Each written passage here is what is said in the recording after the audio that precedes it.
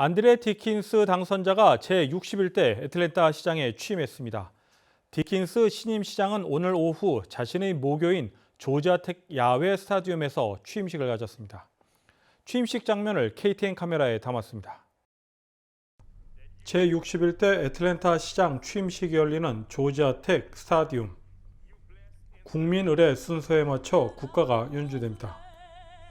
갑자기 추워진 날씨에도 불구하고 안드레 디킨스 신임 시장의 취임을 축하하기 위해 많은 사람들이 자리에 있습니다. 새롭게 선출된 시의회 의장과 시의원들의 선서식이 진행됩니다. 축사와 격려사에 이어 안드레 디킨스 신임 시장의 선서식이 이어집니다. 디킨스 신임 시장이 선서를 하는 자리 옆에 디킨스 시장의 어머니 실리바 여사가 성경책을 들고 서 있습니다. 디킨스 시장은 어머니가 들고 있는 성경책 위에 손을 얹고 선서를 합니다.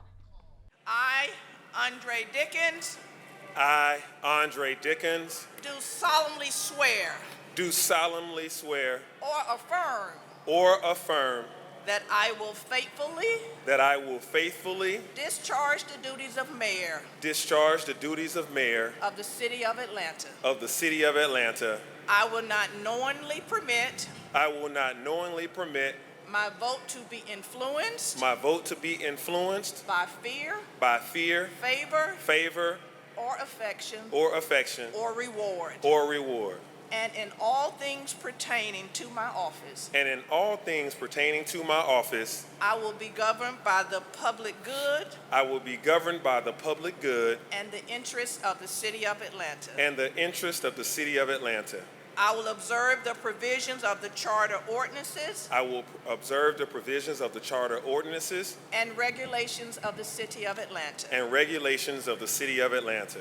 And I will support and defend And I will support and defend the Constitution of the state of Georgia the Constitution of the state of Georgia and the Constitution of the United States of America. and the Constitution of the United States of America. So help me God. So help me God. Congratulations, Mayor Andre Dickens. 안드레 디킨스 시장은 취임사에서 같은 목적을 가지고 같은 방향을 향해 함께 나아가자고 강조했습니다. 또한 공평한 사회를 만들도록 함께 노력해야 한다며 투명한 정부 운영을 재차 역설했습니다. 디킨스 시장은 어린이들이 위험을 느끼지 않고 자유롭게 뛰놀 수 있는 안전한 도시를 만드는 것이 어른들의 몫이라며 현재 직면한 범죄 문제를 해결하기 위해 다 같이 노력하자고 강조했습니다. 또한 버케드 시 분리 문제에 대해 애틀랜타시는 별도의 도시가 필요하지 않다며 원시티, 즉 하나의 도시임을 분명히 했습니다. I said we don't need separate cities. We must be one city with one bright future. One city with one bright future. 한편 안드레 디킨스 신임 시장은 특별 프로그램을 통해 취임 초 3개월 동안 시민들의 목소리를 직접 듣는 자리를 마련할 예정이라고 밝혔습니다. KTN 뉴스 스티븐입니다. 연방식품의약국 FDA가 12세부터 15세 사이 연령대에게도 화이자 코로나19 부스터샷을 승인했습니다.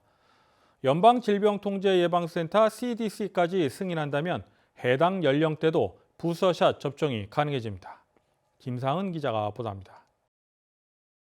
현재 미국에서 코로나19 백신 부스터샷은 16세 이상만 접종 가능합니다. 전파력이 강하다고 알려진 오미크론 새 변이 출현에 이어 1월에 새 학기가 시작되면 청소년들 사이에서 대확산이 우려되고 있습니다.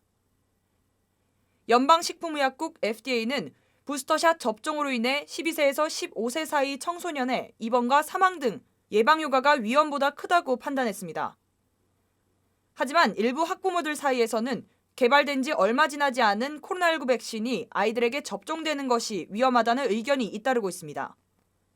이번 FDA의 승인으로 연방질병통제예방센터 CDC가 승인한다면 최종 확정돼 해당 연령의 부스터샷 접종이 시작됩니다. CDC는 이번 주 내로 승인 여부를 결정할 것으로 예상됩니다. 더불어 화이자의 코로나19 부스터샷 접종 간격도 6개월에서 5개월로 단축됐습니다.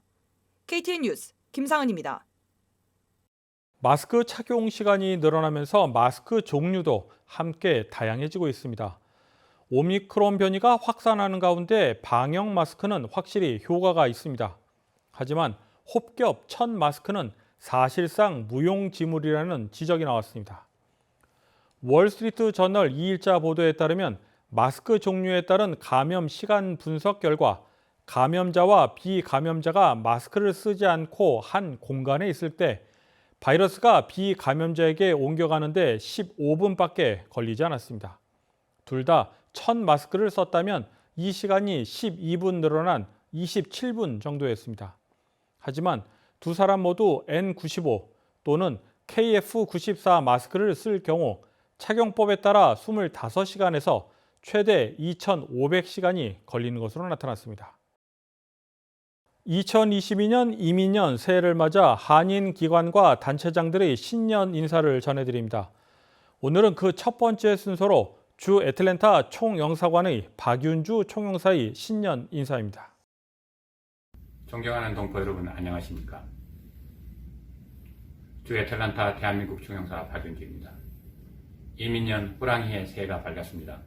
올해 모든 분들께서 건강하시고 가정과 직장에 축복이 가득하시기를 기원합니다.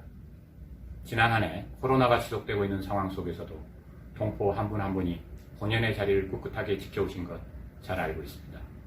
나아가 각자가 가정과 일터를 잘 지키는 데 그치지 않고 코로나 상황에서 어려움에 처한 이웃을 돌보며 사회적 대의를 위해 나서는 모습을 적지 않게 보았습니다.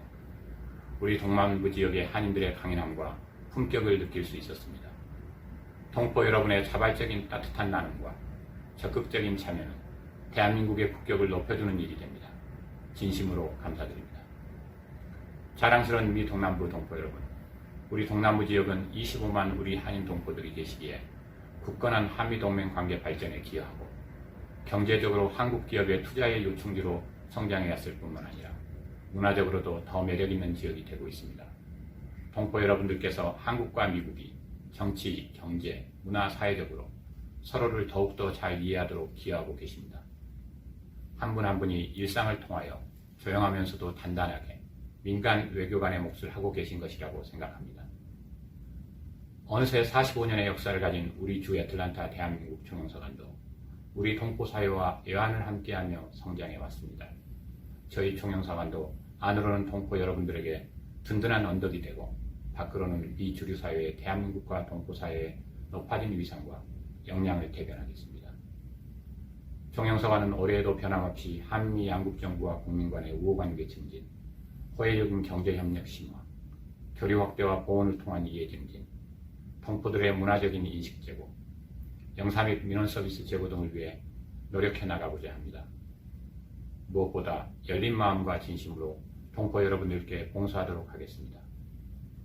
존경하는 동포 여러분, 새해가 밝았지만 우리가 직면한 코로나 장기화와 경제적 상황은 여전히 안심할 수 없습니다. 그러나 우리 모두가 각자의 위치에서 최선을 다하며 함께 노력해 나간다면 반드시 이겨낼 수 있으리라고 확신합니다. 우리 함께 호랑이 해의 소망을 붙들고 힘차게 나아가시기를 기원합니다. 감사합니다. 다음은 코로나19 소식입니다. 오늘의 코로나19 현황을 김상은 기자가 종합했습니다.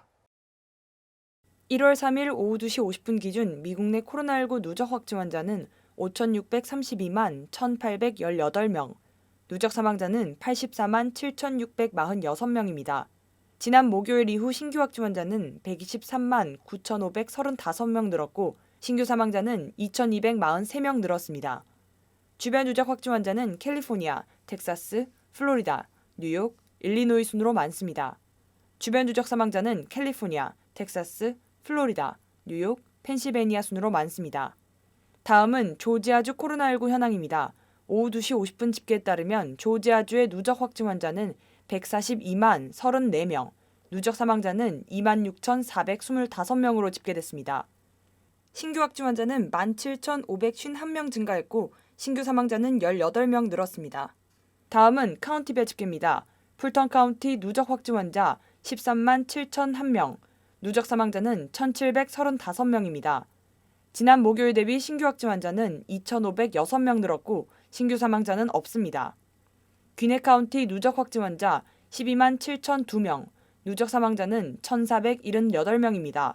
신규 확진 환자는 1,706명 늘었고 신규 사망자는 1명 증가했습니다. 이상 오늘의 코로나19 현황이었습니다.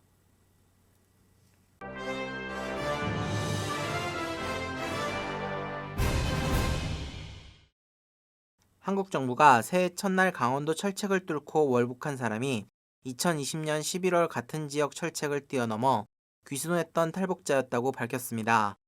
30대 남성 탈북민 A씨는 월북 이틀 전부터 연락이 두절됐던 것으로 알려졌습니다. A씨는 북한에서 체조조 선수로 활동하면서 귀순 당시와 마찬가지로 철책을 뛰어넘어 월북했던 것으로 전해졌습니다. 한국 국방부는 CCTV를 확인해 월북자를 놓치게 된 경위를 조사하고 있습니다. 최대 통신기업 버라이즌과 AT&T가 새로운 5G 이동통신 중저대역 서비스 출시를 연기해달라는 연방정부의 요청을 거절한 것으로 전해졌습니다. 피트 부티지지 교통부 장관과 스티브 딕슨 연방항공청장은 공동서한을 통해 새로운 5G 이동통신 서비스가 항공안전에 위험이 될 수 있다며 출시 연기를 요청한 바 있습니다.